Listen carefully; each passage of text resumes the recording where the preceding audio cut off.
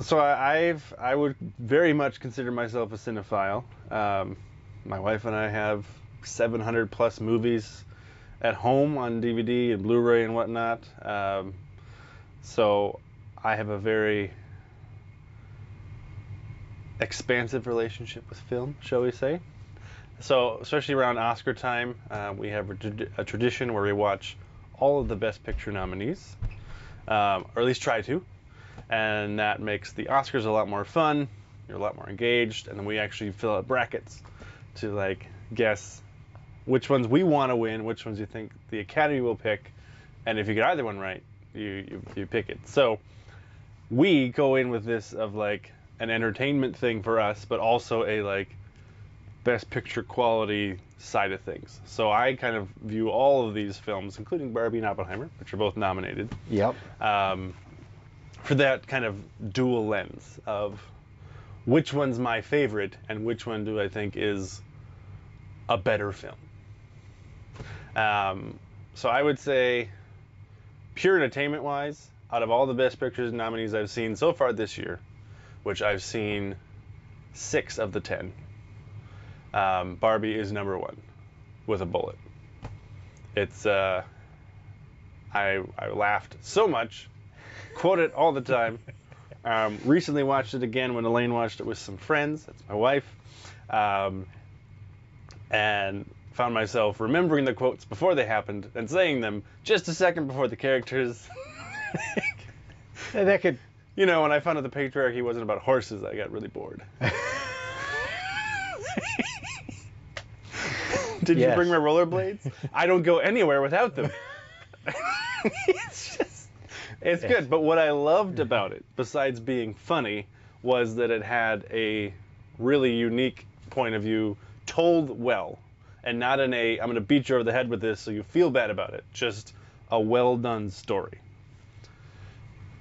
Flip side, for me, Oppenheimer is the more quintessential Oscar film. Like, it is the biopic of biopics. It's a long movie. Part of it is in black and white. Incredibly well acted, really well written, about a monumental time in history, or a person, in this case, both. So, I would be shocked if one of those two don't win Best Picture. Caveating that I have not yet seen, I've seen the first hour and a half, which doesn't feel like anything, of Killers of the Flower Moon. we paused it. There's still 2 hours left. That's a long one. Oppenheimer's a long one, and that one's even longer. Yeah, I mean, the plot of Killers of the Flower Moon is there's people of the Osage Nation are being killed one by one. The FBI comes to investigate. We are an hour and a half in. We have seen no FBI. It's a long preamble to the plot. It's not bad. It's been good so far, but it is a long movie. A lot of buildup. And I have not seen American Fiction or Zone of Interest, or Oppenheimer, and what's the other one? Oh, not coming to me right now, but that's fair. It's fair. So that'd be my take. But what about you?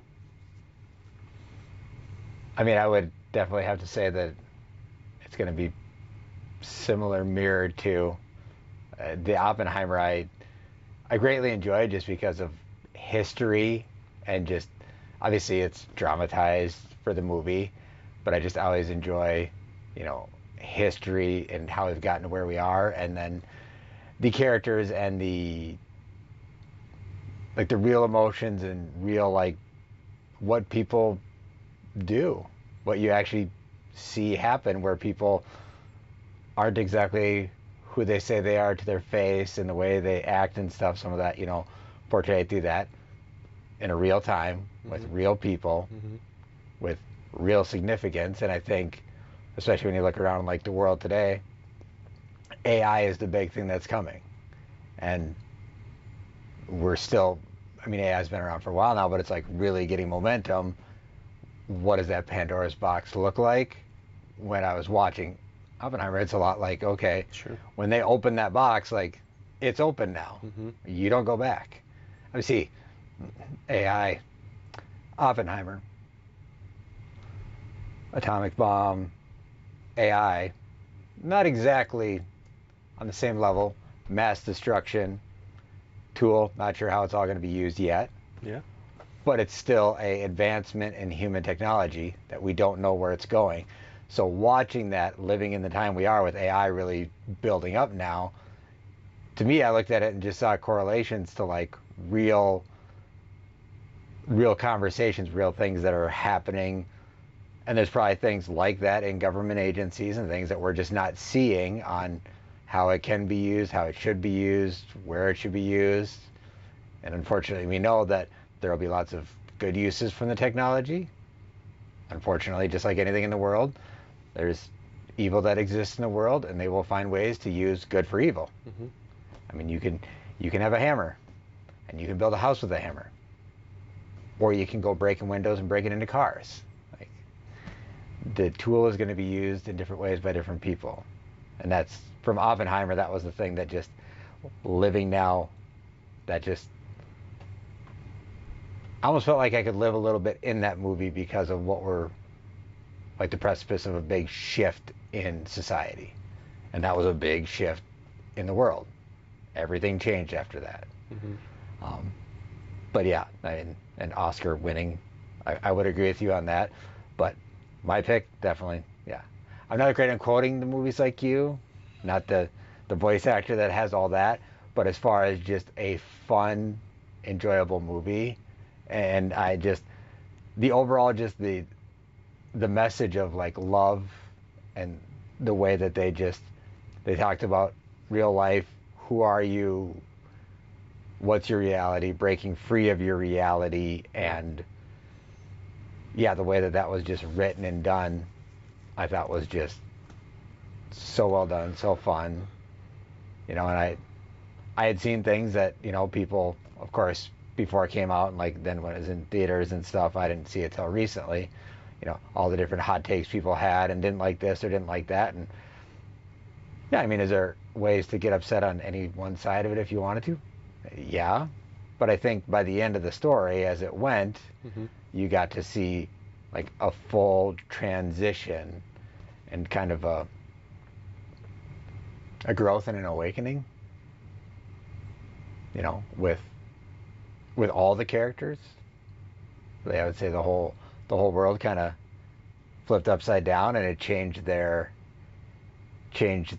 whole perspective when they were just living in one world and thought that's the only world that existed, that's the only one that mattered. Mm-hmm. And then they were exposed and able to see things from the other side, and then realize that they're not all so different, that you can come together. Maybe you don't like it over here, so you want to go here. You don't like it here, you want to go there. Yeah. Yeah, I mean, I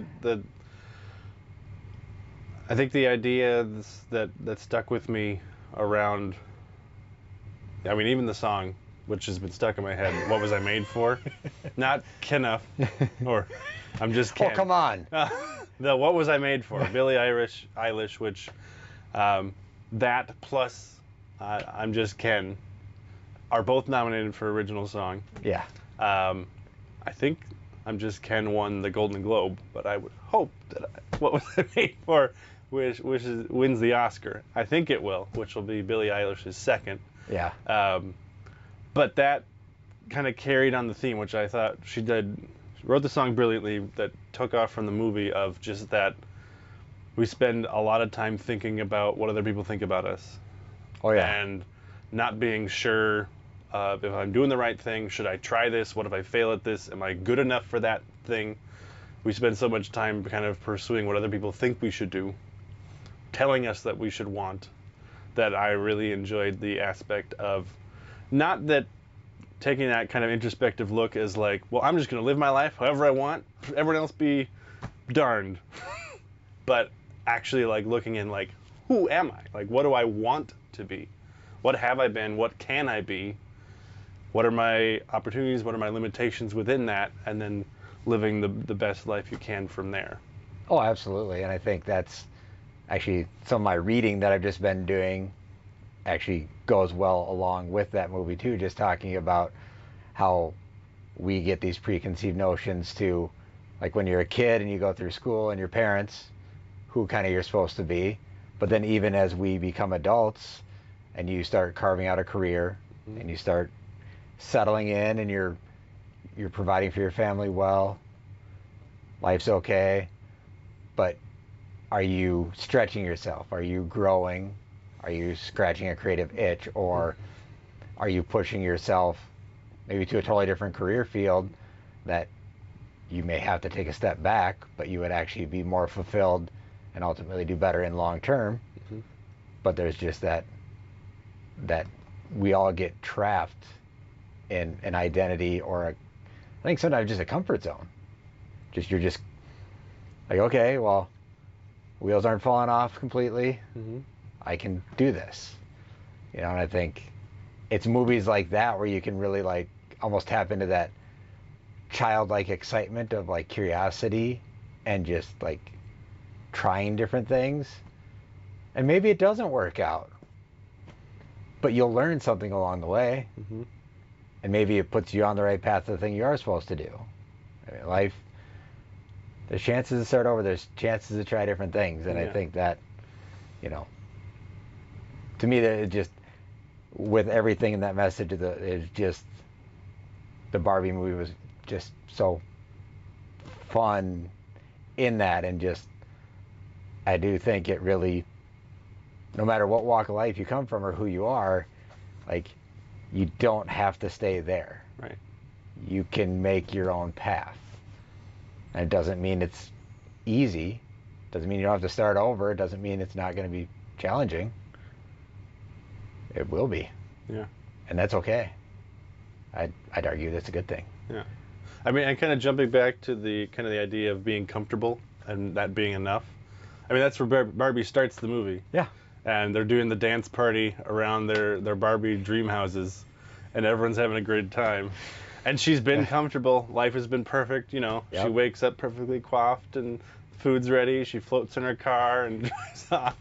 And in the middle of the dance number, she's like, "Do you ever think about death?" And everyone stops. Oh. And it's just, she had never really contemplated before. And then that's what gets her on this journey of discovery to, figure out what's different, what could be better. I think there's, especially for me in my life, I grew up at a small private Christian school, kindergarten through 12th grade, and I was very much, Tim. Like, I was Diane's younger brother. I was just Tim, and I graduated with 36 people, and I think 12 of them I was with kindergarten through 12th grade. So you get very, like, everyone knows what Tim is. And whether that's true or not, you kind of fall into it. So for me, going to college was kind of like Barbie going to the real world of like, who am I? Like, what is it like, not necessarily it was that drastic or dire, but it was like getting out of what I've known for the last 12 years as just my life. And figuring out who I really was, what my faith was. Was it the same as my parents? Was it different from my parents? Why would I want it to be that? And kind of diving into that was incredibly crucial for me. So I was just, as you mentioned, fun. I mean, even the Barbie world is just so Barbie. Like, it's perfectly created. Apparently they ran out of that color pink. And how they got Lord Business to free up from his schedule to come be in the Barbie movie, I don't know, but wait a minute, because they had a better, come on. Yep. Crossing over and just him in that role after doing the Lego movie, I mean. But I think there's oftentimes there's this idea that if you're going to take an existing IP, as they've done before, you kind of stay true to it, but you don't venture out too much. You're not going to do anything crazy. Yep. Things that have stood out to me in that respect would be like the Lego movie, as you just mentioned, Core Business. That blew me away because it was a story about, like, again, who am I? Do I fit in anywhere? What skills do I have? How can I excel? What can I contribute? And this was a movie about fictional plastic people. Yep. And then comes Barbie. which is another movie about fictional plastic people, and they made it so grounded in humanity that it was like the first time I saw some friends out in LA commenting like, this movie was amazing, I think it'll be nominated for Best Picture, and Margot Robbie should be nominated for Best Actress. I was like, Barbie? Because I was expecting it to be, you know, the next adapted movie, like Super Mario Brothers. It was fine, but it wasn't like revelatory or anything. Yeah. And then to walk out of that movie and be like, wow, a movie that was fun, enjoyable, well made, and made you think. Yeah, it stands on its own even without the Barbie name as just a great movie. Mm-hmm. The Barbie name obviously has that draw and allure, and we all know just the iconic Barbie name and the motif around it. Mm-hmm. But like, you could take that out and just have it be a film with that storyline, and it would still play. Right. And it would still hold up. Obviously, the Barbie name get a few butts in the seats for that one. Yeah. And I do think that's a good, like, as you were sharing just your college experience, I think like that launching point, you know, her going into the real world. And I think for myself, like, I didn't have the small Christian school, but I did grow up in a smaller school district, smaller school, going to school with a lot of the same people. I think my graduating class was like 120, so it wasn't anything giant, but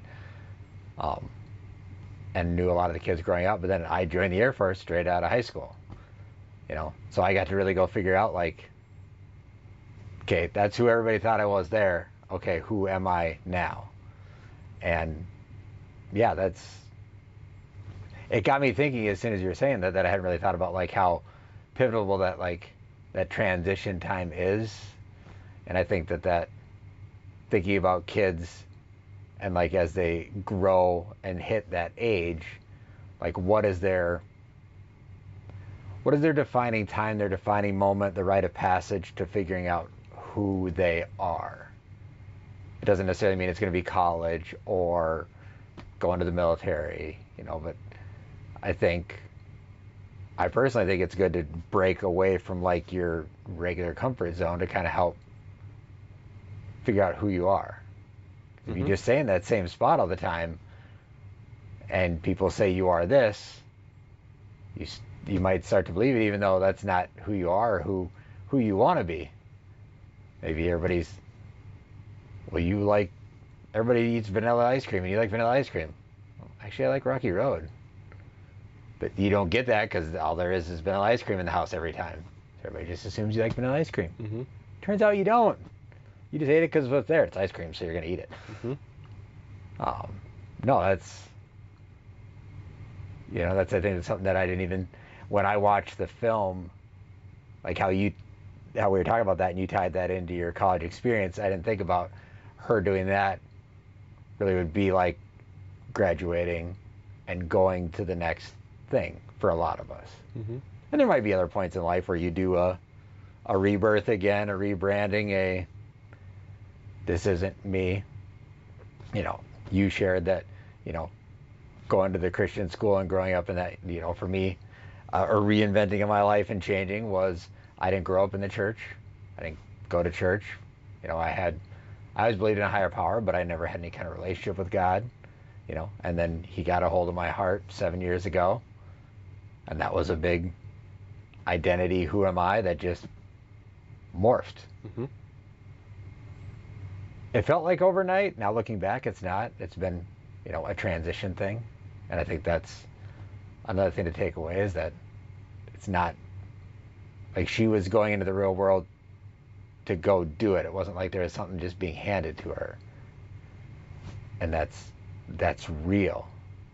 Like, hey, this is like real. You can't go back, and this is like you're gonna have to go work for it. That's life. Yeah. That's a good thing. It's a great thing. It was, again, I was shocked at how good it was from just being made on Barbie, but since watching it, I've been impressed how much it comes up and how much I think about what does that mean for me as a dad, as a husband, as a person, of like, what was I made for? Like, which aspects of who I am or could be do I want to improve, work on? Which aspects should kind of go by the wayside? You know, again, coming out of a small Christian school, which when you're in that small environment every day for 9 months out of the year, that's your world, literally. Like, you know, very much so. I had, I think it was 4 boys and 4 girls that married each other, like one each, not like a big commune or whatever, that married from that class. Yes. Which nothing to disparage them. They're all doing great from everything I can see. But it also is like, there's so much more world to see that when you're in that moment, it's hard to be like, well, if I graduate from here without a wife, what am I going to do? I mean, I even felt that a little bit coming out of college of like, I didn't meet her here. You didn't marry out of high school. You didn't marry out of college. Where do you meet girls now? You're going to be single forever now. That's the end. It's done. So, but I will say, I mean, you were talking about, you know, just that comfort level, and I'm probably going to mess up the data, but there's some anecdotal thing I read of like 60% of people live and die within 20 miles of where they were born. I'm sure that's pretty accurate. Which isn't a bad thing per se, but as someone who has been blessed to travel a lot around the world, spend time in other countries, I've been to, I think, 24 at this point, and then moved to California and spent time out there in a very different field from anything else anyone I've ever known had tried. You know, I kind of felt like I took that journey a little more so than some other people in my life. And again, not that I'm better for it, not that I'm better than them for it, but in terms of who I am now, the journey I've taken, what I've learned and developed and grown and sort of cast off, has been indelibly shaped by that more broad journey through life. And we're all going to have the different paths that we walk, and I think the interesting thing, I think, with that, and I know I've seen something, obviously percentages, exactly where that's at, you know, live and die within like the 60. I believe that to be very true. I'd also like to see the data, though, because I wonder, like, how many of those leave and come back? Like, because I left the military, I'm back, you know, I grew up 20 miles north of here. Mm-hmm. Like, I'm not far from where I grew up, you know, but I've gone out and seen some and landed back here. Same. So some of that, too, some of it doesn't mean that you don't go out and see some things and experience some things. I think, and do you have to go to college? No. Do you have to join the military? No. Do you have to move states away? No. But is it good to go experience different things? Yes. Mm-hmm. And see, I mean, try a different job. Go, maybe you want to be a tightrope walker. So you just go try it. Turns out don't have good balance and you can't do it. Who knows? Mm-hmm. But go try it. Like, if you have something that do it for a year and see if you actually still like it after that or not. Maybe you don't. Okay. Yeah. But at least you tried it. Then when you're 80 sitting on the porch in the rocking chair, you can be like, yeah, I tried it. I didn't like it. Wasn't for me. Right. But at least you know. Right. Like, and you start, and the sooner that, if there's anything I could encourage people, because I did not, like, I did the military and then I kind of just fell into like living life for a long time. If I could encourage anybody at a younger age, just try things. Try lots of things. Just try. Like, just go out and try things that you think you want to do. Yeah. Yeah. I mean, maybe singing. I'm not going to do it. Again, Zootopia, another one that floored me. A movie about, we could talk all day. A movie about a world of animals, and it's actually a really well-developed story about racial tensions and relations in communities. It's like, what? Oh. But told so brilliantly. Oh, we could spin off and just talk all day about the cartoon movies that, in my opinion, tell a way better story than the storytelling movies. Because there's just, no matter how serious life is, no matter what you go through, you have to have the humor. You have to have the color and the fun in it. That just, tragedies are going to happen. Hardships are going to happen. That's inevitable. We're all going to face it. Some more, some less, but it's inevitable. How you face it and how you choose to go through it, you get to make decisions on that. You don't have to be Eeyore downtrodden over it all. Now, does it mean you're going to be like, yay, my family member died? No. But you also don't have to be in a depressive, like, there's just ways to go through those things. And I think a lot of the, cartoons and animations do a really good job of bringing real life things to screen that you get to experience, go on the emotional roller coaster, but then it's lighthearted and it brings you back to life. And there's the comedic relief that says something that's like, okay, well, none of us get out of here alive, so. Yeah. Yeah. I think there's something to be said for using that medium in an effective way. A lot of Oscar nominated films often seem to be very art housey, character study, almost depressive, of like, if you aren't downtrodden in most of your life and act that way with other people, are you even real?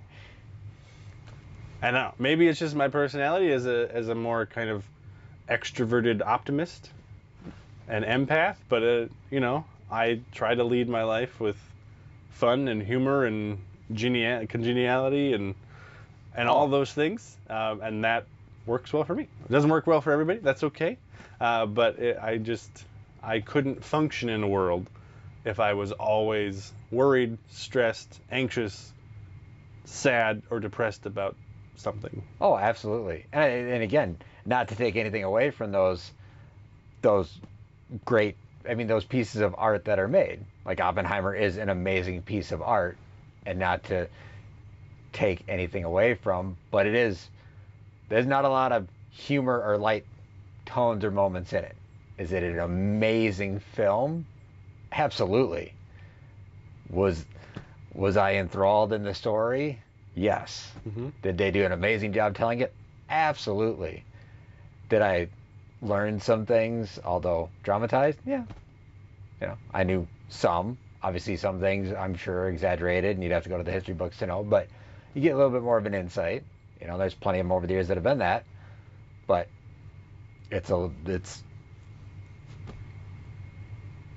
we go to film, I think, a lot of times to break free of the dark, real part of life. So sometimes it's hard to get into a film like that and be like, yes. Yeah. I've gone through a full week of this, and now I want to sit down and watch life. Or can we just go bright, pink, and colorful for a couple hours and just unplug? So. Yeah. With Oppenheimer, I think how that one kind of spoke to me most was through the aspects of the people, often men in the movies, being very like, I know how to do it, or egocentric, of like, I'm just gonna do it this way because I'm the smartest one in the room. Pride is a big theme in that. Oh yeah. You were mentioning before, just kind of like the idea of, should we open this technology up with AI? And Yep. It always, for me, harkens me back to Dr. Malcolm in the original Jurassic Park. Of, they were so busy worried about the fact that they could, they didn't stop to think if they should. And I think they did a really good job of showing that moment where he's like, what did I do? Yeah. Like, it has just gone off and everybody else is celebrating, and he's like, I was so focused on doing it, I hadn't really conceptualized like the reality of it being unleashed. Yeah. And now that it is, my name's on it, I'll be forever linked to it, but I have no control over it. Yep. So I studied Oppenheimer a fair amount before. I wrote a paper on him when I was in my graduate program, but I had never gotten this in depth. But again, reading about how someone thinks about it, or how someone else thinks about what they thought, given that it was not an autobiography. Yeah. Getting to see that in the film was really effectual for me. Just that the scene where he's like super disoriented and the lights are flashing and people are applauding, of like, that would obviously send you reeling to be like, the thing I created and helped develop just killed 3.5 million people in 2 seconds. Yeah. Well, and I think I am unaffected. Yeah, I think they did, the way that they told the story did a great job of really like playing out that emotional roller coaster, like as best you can through a cinematic film without actually experiencing it yourself, to like that realization. But I think with that, you can, if you start to, we've got some years behind us. Some people, younger may not have as much, but like you start to look at things and you think about times in your life where you take a turn in life and you've embarked on that road. Like, we both have kids. Once you have kids, you have kids. That box is now open. Mm-hmm. Like, you're headed down that path. I mean, God forbid tragedy or anything, but like you're on that trajectory. There's not, well, I don't want these anymore, I'm going to send them back now. That doesn't happen. So it's not, hey, I wiped out a whole lot of lives and my name's going to be attached to that, even though I didn't actually pull the trigger or say do that. But I think that there is, like, what I saw was that, like, that real inner struggle battle emotions of just decisions, actions, consequences. And like, I think by the time they showed it in the film, and I'm sure, as he was living his life and doing this, yeah, he's in pursuit of the technology and advancing it and creating this thing. And by the point where he's like, this might be a problem, he was like past that point of critical mass. It didn't matter now. Mm-hmm. It's going there. Whether you were to finish it or now you said, I'm not going to finish it, and somebody else would have came in and finished it, like, you've got it to that point. But that realization of, oh, this is, and then I just try to think of the emotional, like, strife to be, everybody around you is touting you as a hero, and you're the greatest, because what you created just wiped out millions of lives. Mm-hmm. But you won the war, supposedly. Like that weight, that, like, there's no in between. It's like you're on the one side and everybody's praising you. On the other side, death. That's it. Mm-hmm. And you're like between the two extremes. I'm glad nothing in my life is that extreme. Right. That I have to battle with that. Yeah, with Oppenheimer, I felt very much like, and this is probably intentional, but it kind of felt like 3 different movies. There was the him growing up, becoming a world-renowned scientist, and then getting his position. Is it Stanford? Berkeley? Where was he at? I don't remember. I'd love to say that I'm that great at remembering things, but I've forgotten more than I know. Sure. So there's that, and then there's the actual, like, getting the crew together and building the bomb, coming up with the city, bringing all the people, and then deploying the bomb, and then the trial and essentially his public ousting, and which that part I was wholly unaware of. So when it was kind of interlated in the movie, I was like, what?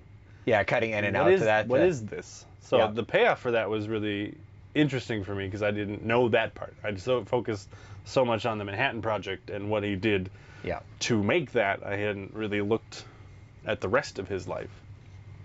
Isn't that just a great takeaway from it? Like, how often in life do we learn things? We learn like enough for the thing we want to learn, and then we stop. But there's still more to the story that we don't. So actually, what we walk away with is incomplete of the full story. Mm-hmm. You know, you knowing that much, but not knowing the trial and the additional things that happen with it. You know, how often in life do we only have a portion of the story or missing the context of the rest? And we make a belief around or a view on something based on that, with the missing that last piece or this other piece. Maybe you have the last piece, you don't have the first piece, whatever it is. You know, and I think that's a fun little takeaway from that is you're exposed to, oh, I didn't actually know that part of it. And that just changes, you know, it's going to naturally change your view, opinion of him, you know, good, bad, and different. Whether you think, oh, they were right, they were wrong, he was right, he was wrong. You have more data. You're going to change to some extent and how you feel about that person or that situation.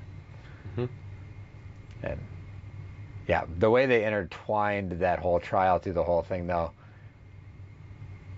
I think it was one of the things that really like brought it all along too, because as the movie's going on, you have like a little bit around the trial, and then it's back to the main movie, and then a little bit of the trial, and back into the movie, and you're like, but it's like you didn't even quite know it was a trial for like the first half, maybe even like the first 3/4 of the movie. It's like right when it came to like the trial is when like you realize like, oh, this is what's going on now.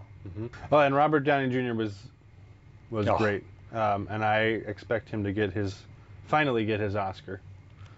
I think he was nominated for Tropic Thunder, and I know he was nominated for Chaplin back in the 90s. How Tropic Thunder? Come on, I mean, that. Let's just talk about Tropic Thunder. They're not making it again now, that's for sure. I did see him on Joe Rogan, and Joe said, "Could you make that today?" He's like, "Well, you sure could. I don't know that I would." No, that's not. Some freelance person that has a whole lot of money could, but there's no studio on earth that would take that. What do you mean, you people? What do you mean, you people? And yeah, that's. Oh. I'm the dude who's playing the dude disguised as the other dude. Oh, so good. And such a loaded cast on that too. And Tom Cruise is nominated for Best Supporting Actor there for playing the agent. Yeah. Les Grossman. But you just look at like the actors. Well, even that was Robert Downey Jr. pre-Iron Man. Yeah. Like, so he hadn't even taken off. Like, he's on there, and like it was probably part of his resurgence a little bit, but yeah, I mean him and Ben Stiller and Jack Black and just that's a classic. A good one. And in my opinion, I hope as a world and as an entertainment society starts to shift back a little bit, so we can start to have a little bit more fun making fun of ourselves and not taking everything so seriously in the world, because it's not. It's not. I mean, you look at comedians of the past, and I mean, you even go look at like a Saturday Night Live now versus 20, 30 years ago, and the jokes and stuff. Like, there's just something lost in just making fun of ourselves. And just, again, it's just not taking life too seriously. Yeah. I think Barbie cut notes of that, especially with the Ken character. Oh, yeah. And a lot of my friends that have been like, oh, I'm not going to watch Barbie, or I have no interest in watching Barbie, come at it from well, clearly it's a feminist manifesto that's going to tell me that men are terrible, and that's not the case. And not only that, but it also shows like in the kind of the flipped over Barbie land where all the women are in charge, which, you know, might scare some guys off. Even at the end of that, they're like, well, maybe it shouldn't be. Maybe this shouldn't be the way that it is. So maybe we should switch it up. of just kind of that holding that lens up to yourself. I mean, I think I mentioned it to you before we started, but Ken's quote about when I found out the patriarchy wasn't just about horses, I lost interest. Ryan Gosling just plays it so perfectly, but it's, you know, Yeah. like, maybe it's not all it's cracked up to be. Maybe there can be other opinions without it like completely crushing your worldview or making you nothing. Maybe. I don't know. I think that's very possible. No, and I think the way that they kind of put a mirror for everybody to look at, I think is in a fun, lighthearted way of, I think we've gone a little too far. We can come back a little bit. Mm-hmm. And it's not all over here. It's not all over here. It's just a little mix of everything. Mm-hmm.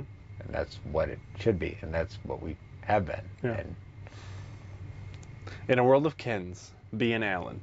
There's only one Allan. poor Allan. He was great. He was. He knew who he was. He knew how to stand up for people. He knew when he needed to help out. He was his own person. He didn't need Barbie looking at him to feel like he was existing. That's true. Just hanging around in the background. Yeah. In a world of Kens, be an Allan. I mean, I see that a little bit, you know, when there's And on that note, we're some of that kind of like machismo type of, oh, what's that guy's name? British kickboxer turned podcaster. British kickboxer. Went to jail recently. Oh, Andrew Tate. Tate, yes. That feels like an extreme version of like men, be a man. Yeah. You can only live one way.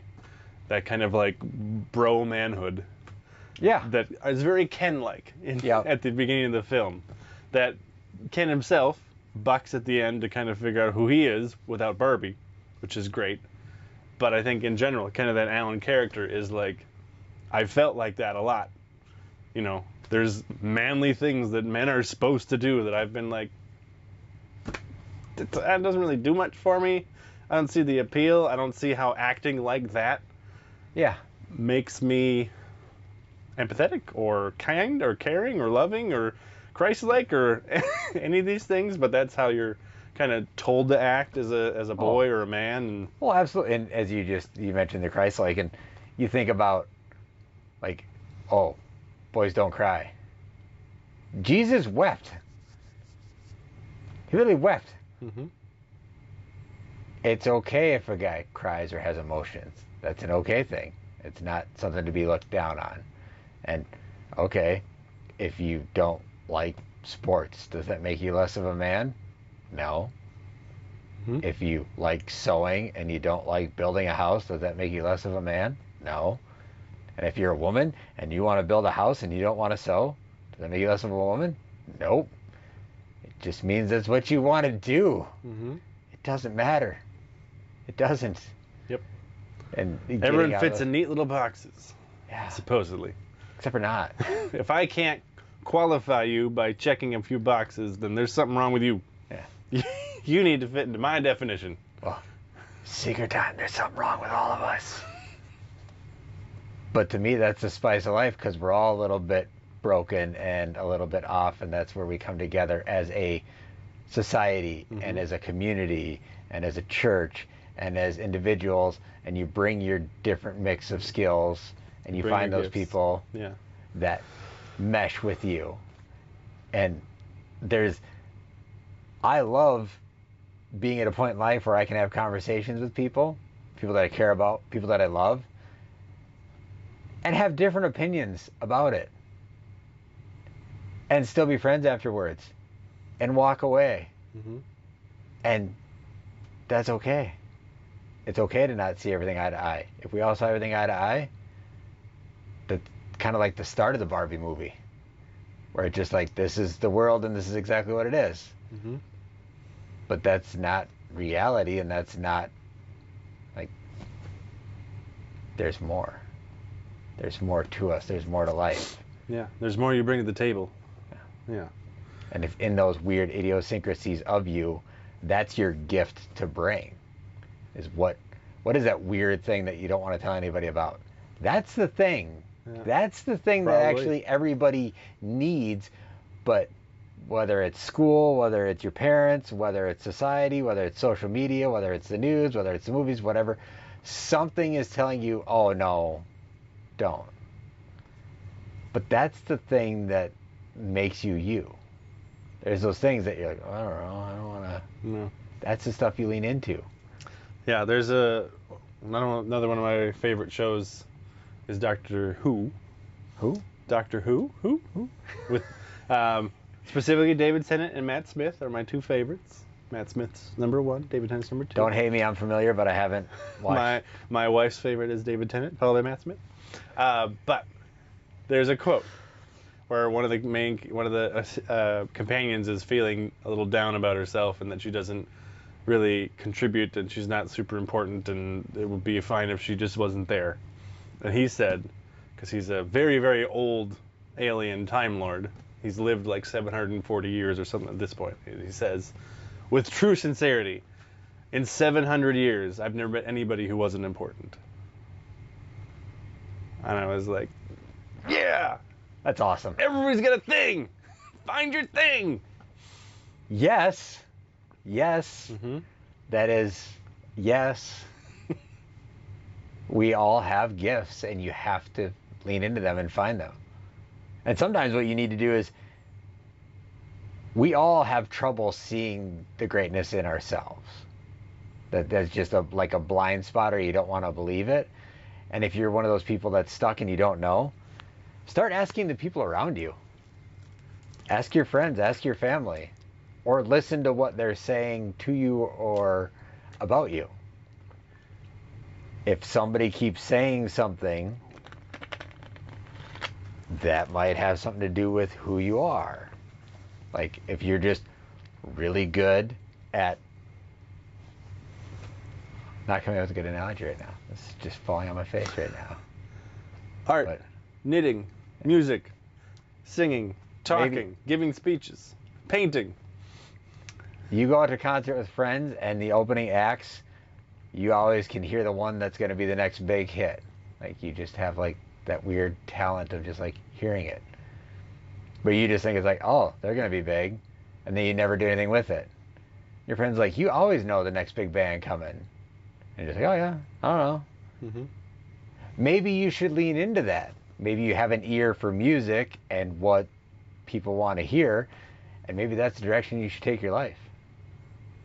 But you're sitting at a desk, punching keys all day, not realizing that you're supposed to go this route. Yeah. I knew I'd get to something eventually. My brain would catch up to a good analogy for it. But it's like, how often do your friends or family or people say something that, you know a lot about something, or you're really good at something?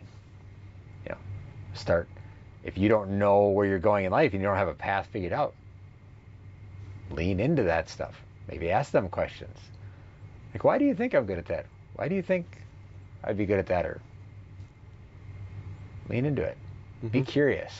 Yeah, Be curious. My daughter, who's soon to turn 8, really good at art, really creative. And she sometimes questions, like, why am I better at it than my friends?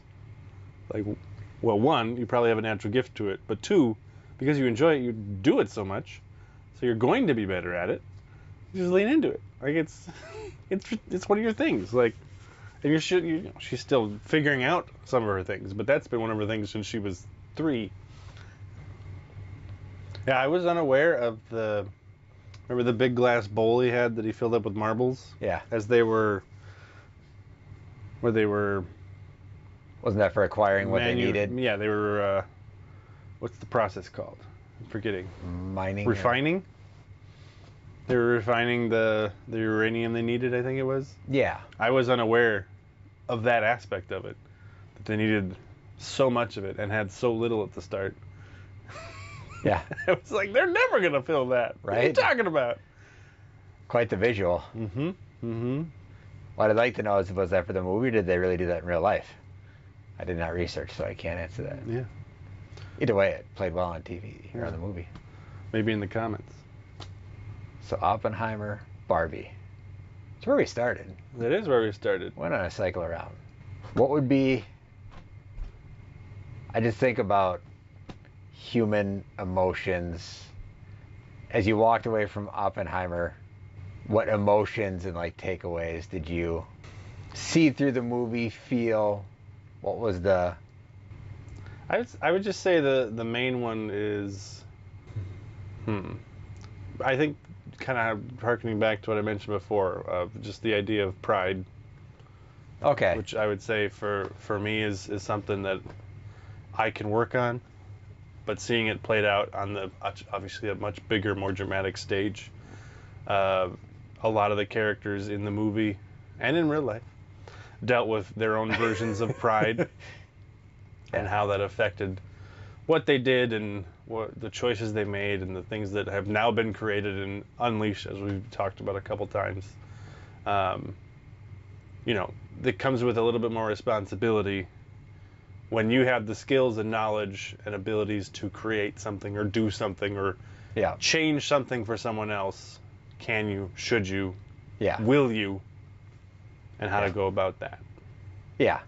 No, and I would agree. Maybe I should have led, because pride, just as you look through like the overarching, I guess, emotion might not even be, because I don't know if you'd put ego as like an emotion, but pride comes with ego. So I think that really people were running around with their egos and not as much, humility and compassion for the people around them. Mm-hmm. And it was, again, I think that Oppenheimer was just very, almost too real in a way, of like how we can function as a society, or maybe as we currently are functioning as a society, where I think the reason that ultimately I'm just more drawn to the Barbie movie and just love it is it's more of the love, hope, and just curiosity almost of just what else is there. Curious to get to know somebody else, see things from a different side. And I think we just need more of that. That needs to be encouraged. And people need to stop looking, oh, they're going to paint this person that way, or they're going to paint this person that way, or oh, the way they did Ken on that was just sexist, or Barbie and how they treated her after she woke up, that wasn't. It's an evolving story, as all of our lives are. And that's a beautiful life. Not wrapped up in pride and ego, but actually willing to ask the questions and step out, maybe look foolish, and then having ultimately just compassion and caring. Because even when you saw, hear all the big execs come in to like shut this thing down and we're going to change this, and then like, oh, okay, this is all right, and then they just like, well, I guess this actually isn't. Yeah, this is okay. Mm-hmm. We're okay. How about we have an ordinary Barbie? Yeah. That is the worst idea. No, that'll make money. Oh, okay. I guess we'll go with it. They just reel it back, like, oh, wait a minute, like, okay, we don't have to take everything in life so seriously. Like, I think the way that came at the end, and they just like closed that out, and was just, I think what was so encouraging to me is I want to see more of that in the world. I want more people to be willing to step out or just be Allan. You can be Allan too. Mm-hmm. In a world of Kens, be an Allan. And I think that should do it. I think so. It's a good 20 minutes or so, right? I like that. You can learn a lot from the comments, but you can also avoid them like the plague.